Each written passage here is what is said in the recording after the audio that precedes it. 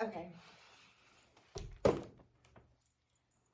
Okay, so Canterbury Tales. It is so freaking long.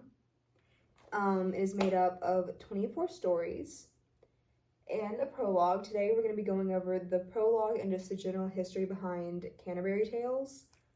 So, it was written by Geoffrey Chaucer in the late 12th century, and it was written in Middle English.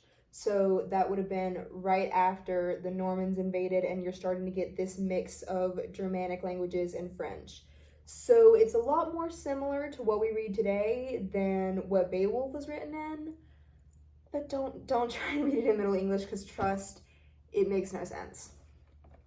So the story follows a group of 30 pilgrims, not like the Thanksgiving pilgrims, like people on a pilgrimage, so travelers. It follows a group of 30 travelers on their way to Canterbury, which was this famous religious site because some guy died there, so a bunch of people would just go to visit his grave. But anyways, they're on their way to Canterbury, and these 30 people are like, this is going to be so boring. What should we do to make this more fun? So they decide to have a competition to tell stories. So on the way there, everyone's going to tell 2 stories, and then on the way back, everyone's going to tell 2 stories. So there will be a total of 120 stories.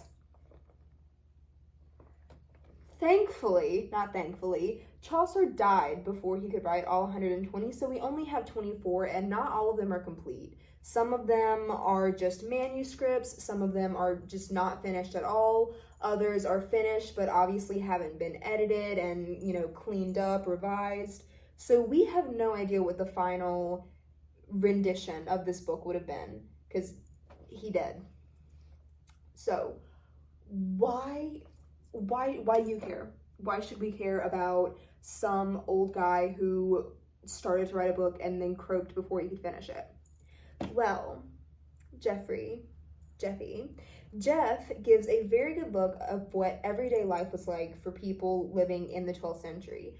Because the way he frames his story, it's told from different people's perspectives, people from different classes, different religious backgrounds, and it gives you a pretty good perspective of different people's day-to-day lives. So obviously, like, a monk's everyday life is going to be very, very different than some rich lord or a knight or whatever. You're going to have very different lives. So he does these stories from different people's perspectives, and it allows us to see what different classes were like back then. It also lets us see some of the problems that were going on in 12th century society. So when he's writing these characters, he's using it as commentary on things he sees in society.